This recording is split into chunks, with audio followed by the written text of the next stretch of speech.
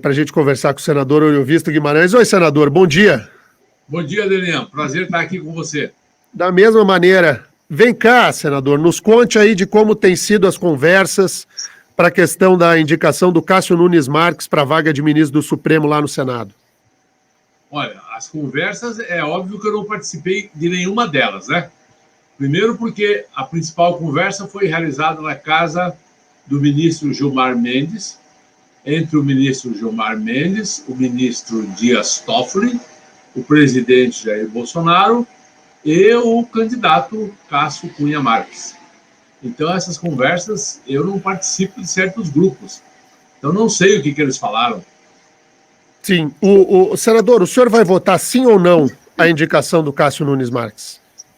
Denian, você sabe que esse voto é secreto e que cria, inclusive, alguns problemas você revelar o voto antecipadamente. Eu vou te pedir perdão, não vou revelar, mas eu quero te dizer apenas que eu vou participar da sabatina. E tenho muitas perguntas, e se ele me convencer, não é, nas respostas, eu posso até votar favoravelmente. Eu e outros senadores com quem eu conversei. Mas vamos fazer perguntas. Por exemplo, uma pergunta que eu quero fazer é: da onde vem a amizade dele com o Flávio Bolsonaro? Por que ele foi indicado por Flávio Bolsonaro? Por que houve a reunião na casa do Gilmar Mendes e dos Dias Toffoli? Qual a história dele como juiz garantista que é, né? Ele votou lá naquele processo liberando a lagosta lá para o Supremo, ele fez um parecer apoiando muito fortemente aquela decisão monocrática do Toffoli, que impediu que o COAF entregasse os dados do Flávio Bolsonaro e parou o processo do Flávio um bom tempo lá no Rio de Janeiro por conta disso. Eu quero explicações para essas coisas. Se ele tiver boas explicações, claro, eu posso votar a favor dele. O senador, porque uma das questões assim que me parece mais quentes nessa questão do novo ministro do Supremo, que está indicado pelo menos para isso, é o fato de ele, em entrevistas anteriores, ter se posicionado contra a prisão em segunda instância. E o senhor é talvez uma das vozes mais consistentes na República Brasileira, favorável ao início do cumprimento da pena após decisão de segunda instância. Esse tema, ele será determinante a sua decisão de votar sim ou não, senador? Sem dúvida nenhuma. Sem dúvida nenhuma. Eu acho que existem duas coisas no nosso Brasil que são duas aberrações jurídicas, dois escândalos mundiais que são motivo de vergonha para todos os brasileiros. O primeiro é a existência do foro privilegiado. Foro privilegiado esse que já foi votado por unanimidade no Senado para a sua revogação. O Senado quis, por unanimidade, na legislatura anterior, acabar com o foro privilegiado. O autor disso foi o nosso senador Álvaro Dias, o autor desse projeto. Agora veja, Daniel, 500 vezes eu já denunciei isso, vamos denunciar 501. Ele foi para a Câmara dos Deputados e está parado na Câmara dos Deputados há mais de 2 anos, na mesa do atual presidente, do Rodrigo Maia, está lá parado, e ele não coloca para votar. Esse foro privilegiado é uma vergonha, um absurdo, uma monstruosidade. O dia que nós acabarmos com isso, nunca é demais lembrar para o nosso ouvinte, o dia que acabar o foro privilegiado, tem quase uma centena de parlamentares que têm processo no Supremo e que não anda, que todos esses processos vêm para a primeira instância. E isso vai funcionar como um desinfetante na política. Porque se eles forem condenados em primeira instância, condenados em segunda instância, mesmo que não sejam presos, tem a lei da ficha limpa. Eles já não podem mais ser candidatos. Então, isso limpa a política. É uma maravilha o fim do foro privilegiado. Tinha que estar todo mundo batendo panela para obrigar o Rodrigo Maia a aprovar o fim do foro privilegiado. E os deputados vão votar favoravelmente a isso, porque eles têm medo dos eleitores. Veja que no Senado foi aprovado o fim do foro por unanimidade. Na Câmara também será. Um único homem impede o Brasil de ter esse presente maravilhoso, que se chama Rodrigo Maia. Bom... E a questão da segunda instância, tenho certeza que é o segundo ponto que o senhor ia sublinhar, né, senador? Sem a menor sombra de dúvida. Você veja, e aí está um ponto, Daniel, que pega muito a indicação desse ministro. Olha, existem duas correntes jurídicas, Daniel, muito sérias, que um são os juízes garantistas e o outro são os punitivistas. Vamos explicar o que significa cada uma dessas palavras para os nossos ouvintes. O garantista é aquele juiz que acha que o réu tem sempre o direito de recorrer mais uma vez. Então, é o tal famoso possibilidade de você recorrer uma vez, perdeu em primeira instância, recorre para a segunda, perdeu em segunda, recorre para a terceira, recorre, põe embargos infringentes, põe isso, põe aquilo, isso vai até o Supremo. Acontece exatamente o que aconteceu com o Paulo Maluf, que ficou mais de 20 anos, e quando foi finalmente, 20 anos depois, condenado, já estava tão velhinho que mandaram para casa. Então, esses são os garantistas. Não é? Os punitivistas são exatamente aqueles que acham que isso tem que ter um limite. Foi condenado em segunda instância, começa a cumprir pena. Até porque não se discute mais prova depois da condenação em segunda instância. E esse juiz, Cássio Cunha Lima, é um garantista. E aí, Daniel, tem uma coisa que eu não entendo. É como é que o quão diferente é o presidente Bolsonaro do candidato Bolsonaro. Parece até que são duas pessoas, dois homens distintos. Esse presidente que está aí não é aquele candidato que a gente votou lá atrás. Eu digo isso porque eu votei no Bolsonaro. E posso também dizer que votei a favor de inúmeros projetos do governo Bolsonaro e, aliás, continuo votando a favor sempre que achar que for bom para a nação. Né? Esse negócio de oposição sistemática eu acho uma burrice total. Mas veja, o que o Bolsonaro discursava lá quando ele foi candidato? Eu quero botar o Sérgio Moro de ministro, tem que punir os corruptos, não vou fazer toma lá da cá, não vou negociar com o Centrão. Agora veja, ele indica para o Supremo, na primeira vaga, um juiz garantista. Ele indica para o Supremo, na primeira vaga, um juiz que foi nomeado para o TRF1 pela Dilma Rousseff, que é amigo do Ciro Nogueira, que, por sua vez, é muito chegado ao PT, cujo o governador do estado do Piauí é do PT, é de lá que vem o nosso futuro ministro, Cássio Cunha Lima. Então, eu não entendo o Bolsonaro. O Bolsonaro mudou da água para o vinho. Isso é uma coisa que eu acho que todos aqueles bolsonaristas que jogaram foguete em cima do Supremo Tribunal Federal, eles vão jogar foguete em cima da onde agora? Porque a escolha foi feita pelo Bolsonaro na casa do Gilmar Mendes junto com o Toffoli. Eles jogavam foguete em cima desses dois. E agora eles vão jogar foguete aonde? Pois é, mas a gente tem uma... Eu estou de acordo, viu, senador, com o que o senhor acabou de falar. Não há qualquer tipo de conexão entre o discurso do candidato Bolsonaro com a indicação do Cássio Nunes Marques. Não se conectam discurso e prática. Não há a menor condição nisso. Mas, nesse momento, a esperança do Brasil, ela está depositada no Senado da República, no Senado Federal. O Brasil confia que o Senado poderia, eventualmente, rejeitar a indicação. Eu já disse aos ouvintes aqui que duvido que isso aconteça. E o fato de o voto ser secreto auxilia demais a indicação e a aprovação do Cássio Nunes Marques e que eu não tenho esperança nenhuma no Senado. E queria que o senhor falasse, independentemente da sua posição, se o senhor acha que eu estou certo ou errado, que o nome do Cássio é o nome e a gente vai ter que engolir durante longos 27 anos o Cássio Nunes Marques no STF. Infelizmente, eu tenho que te dizer que a sua chance de estar certa é de 99%. Só não vai ser aprovado se a reação da população for tão grande, principalmente a reação dos próprios bolsonaristas, que já está tendo.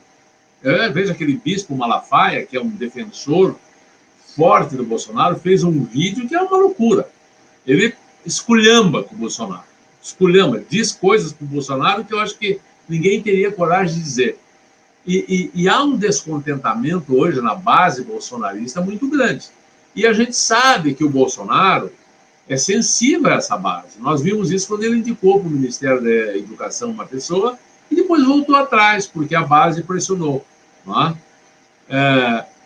Pode ser que o próprio Bolsonaro, se dando conta se dando conta da bobagem que fez, porque vai perder um apoio na sua base enorme, pode ser que o próprio Bolsonaro volte atrás. Se o Bolsonaro voltar atrás, ele ainda pode cancelar essa indicação e indicar outro. Isso ele pode fazer sem nenhum problema.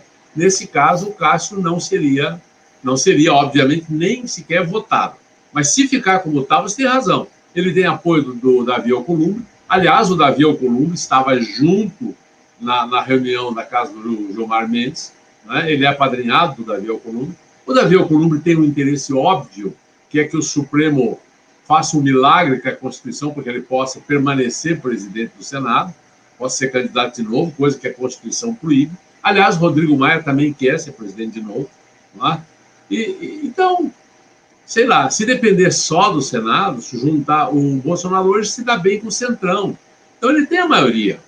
Ele consegue aprovar, sim, você tem razão. Agora, pode ser, a minha única esperança é que o povo se revolte tanto com isso, que a base bolsonarista se revolte tanto com isso, que o Bolsonaro volte atrás, ou faça como ele costuma fazer, às vezes ele faz um veto e depois pede para a gente derrubar o veto, né? Pode ser que ele peça para a gente não aprovar o Cássio, né? Sei lá. Muito bem. Senador, o senhor a gente falou aqui no jornal bastante, e eu disse assim, poxa, o senador Ouro Visto, ele está quebrando alguns paradigmas que são importantes para se ter coragem de enfrentar alguns temas. Eu quero ouvir do senhor, a nossa entrevista estava marcada, acabou sendo desmarcada umas semanas atrás, porque eu fiquei muito impressionado com a coragem e a disposição que o senhor teve de enfrentar um ponto que é muito sensível à sociedade e que, de certa maneira, ninguém discute, que é o fato de que magistrados, uma vez condenados, eles recebem como pena uma aposentadoria compulsória em que ele vai para casa recebendo a integralidade dos seus vencimentos. Então, um juiz, um desembargador, um ministro desonesto, o máximo que acontece com ele é ser aposentado com 30 mil reais de salário. E parece que a classe política não se preocupa com esse tipo de situação. E quando da indicação da nova integrante do Conselho Nacional de Justiça, lhe foi dada a chance de se manifestar a respeito disso, o senhor não teve nenhuma dúvida de apontar o dedo para esse ponto. Mas eu gostaria de ouvi-lo a respeito. Olha, Daniel, isso é outra barbaridade, né? Esse é outro escândalo. Por quê, né? Por que acham que os juízes são, principalmente os juízes do Supremo, por que acham que eles são extraterrestres ou são deuses que jamais possam cometer erros? Eles são humanos como eu, como você, como o Bolsonaro, como o Lula, como qualquer outro. Aquela capa preta não os tornam divinos. Não existe isso. Estão sujeitos a erros, como todo ser humano está sujeito a erro, né? E se erram, e não só os ministros do Supremo, né? Se erram, deveriam, obviamente, serem julgados e condenados em forma de impeachment lá no Senado. E os outros tinham que ser condenados, um juiz de primeira instância, ou tantos outros que cometem erro, como aquele lá do Rio de Janeiro, que saiu passeando com o carro do réu lá, né? Como era o nome daquele cidadão muito rico lá?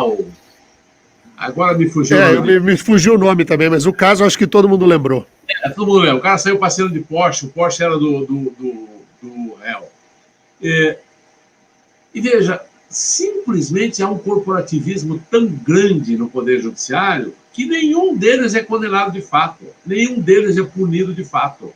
Porque você não é punido quando diz assim, não, você não vai trabalhar mais, a hora você vai ficar em casa, sem trabalhar, mas continua recebendo o seu salário até o fim da sua vida.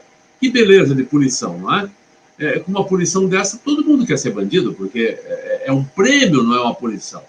Então, isso é uma coisa que precisa mudar na nossa justiça, assim como precisa mudar essas férias de 60 dias que os juízes têm e que ninguém mais tem, não é? Além das férias de 60 dias, tem mais um recesso de mais 15 ali para a ocasião do Natal. Ou seja, isso dá 75 dias de férias por ano. Isso não tem em nenhum lugar do mundo. Também já propus até PEC para acabar com isso. E a reação é enorme, né? E acaba que não anda. Né? Mas, enfim, são esses absurdos que tem no nosso país que nós temos que mudar um dia. Como é que o senhor tem visto a questão das eleições municipais, hein, senador? Vou lhe perguntar aqui de Curitiba e das demais cidades do Paraná, porque é o nosso terreno. Como é que o senhor tem visto aqui a eleição da capital? Olha, eu tenho acompanhado a eleição da capital, não quero citar nome de nenhum candidato, nem da candidata do meu partido, porque eu acho que não seria correto da minha parte fazer isso agora, e não quero ter nenhum problema com a justiça eleitoral. Mais do que não ter problema, eu não quero ser injusto com os demais candidatos, né? Eu vejo, Daniel, da seguinte forma: é uma eleição importantíssima. Curitiba é uma cidade grande, é uma cidade, sob inúmeros aspectos, é uma cidade exemplar. É uma cidade que movimenta muitos recursos, não é? É uma cidade que tem graves problemas sociais também, não é? Temos nossas favelas, temos os nossos problemas sérios. Temos uma tradição ao longo da nossa história de termos bons prefeitos e temos uma tradição também na Câmara de Vereadores. Houve uma época em que tivemos muitos problemas, muita mordomia, muita corrupção, que felizmente parece que diminuiu bem, não é? E eu acho que é uma eleição tão importante como são as eleições estaduais, como são a eleição federal. Eu acho que para quem mora em Curitiba é a eleição mais importante, porque o poder municipal é o que mais diretamente afeta o cidadão, não é? A sua rua, o seu bairro, o seu antipó, enfim, todos os problemas acabam sendo resolvidos no município, não é? Então, eu acho que a população, o eleitor, tem que tomar muito cuidado em quem vota, tem que conhecer a biografia de cada candidato a vereador, tem que conhecer a biografia de cada candidato a prefeito, e eu não quero votar no lugar de ninguém. Eu tenho um voto só, né? E cada cidadão tem um voto, então eu sou responsável pelo meu. Eu vou escolher com muito critério, e cada um tem a mesma responsabilidade que eu tenho de escolher com muito critério, não pelo discurso, mas pelo que a pessoa tem feito na vida dela. Que as pessoas são o que fazem e não o que falam, né, Daniel? Isso aí. Senador, para a gente encerrar, tem uma pergunta de um ouvinte nosso aqui de todos os dias. Ele diz assim: pergunte para o senador Ouro-Visto se há alguma previsão, se ele conhece, de que seja criado um movimento Muda Câmara, como tem o Muda Senado.